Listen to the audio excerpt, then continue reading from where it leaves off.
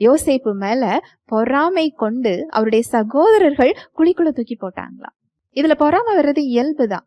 ஏன்னா இருக்கிறதுலயே கடைசி பென்யமினுக்கு முந்தின பிள்ளைதான் யோசேப்பு, இன்னொரு தாயின் பிள்ளைகள். அந்த 10 பேருமே பெரிய பிள்ளைகள். ராகேல யாக்கோபுக்கு ரொம்ப பிடிச்சதுனால யோசேப்பு அவருக்கு ரொம்ப பிடிக்குது. இது யாக்கோபோட தவறு. பிள்ளைகளிடத்தில் ஒரு பட்சமா என்றைக்குமே நடக்கக்கூடாது. பிள்ளைகளுக்குள் அந்த அன்பு இல்லாமல் ஒரு பகையுணர்ச்சியை அது உருவாக்குகிறது. சகோதரர்களிடத்தில் பொறாமை இருந்ததே, அவர்கள் யோசேப்பை மேற்கொண்டார்களா? இல்ல. அந்த பொறாமை அவர்களுக்கு ஆசீர்வாதமாக இல்லை. உணவுக்காக, தன்னுடைய வாழ்க்கைக்காக அந்த சகோதரரிடத்தில் தான் அவங்க வந்து நிற்க வேண்டி இருந்தது. சகோதரர்களுக்கெல்லாம் ஒரு பயம். அந்த அதிகாரத்தில் யோசேப்பு இருக்கும் பொழுது தன் தகப்பனுக்காக நம்மை ஒன்றும் செய்யாமல் வைத்திருக்கிறார், தகப்பன் இறந்த உடனே நமக்கு தண்டனை கொடுப்பாரோ என்ற பயம்.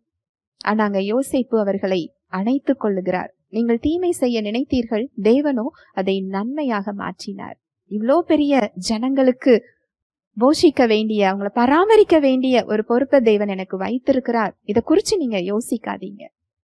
தேவ அன்பு, இந்த அன்புதான் யோசேப்பை உயர்த்துவதற்கு வழி கொடுத்தது, அந்த ஆசீர்வாதத்தை பெற்றுக்கொள்ள வழி விட்டது.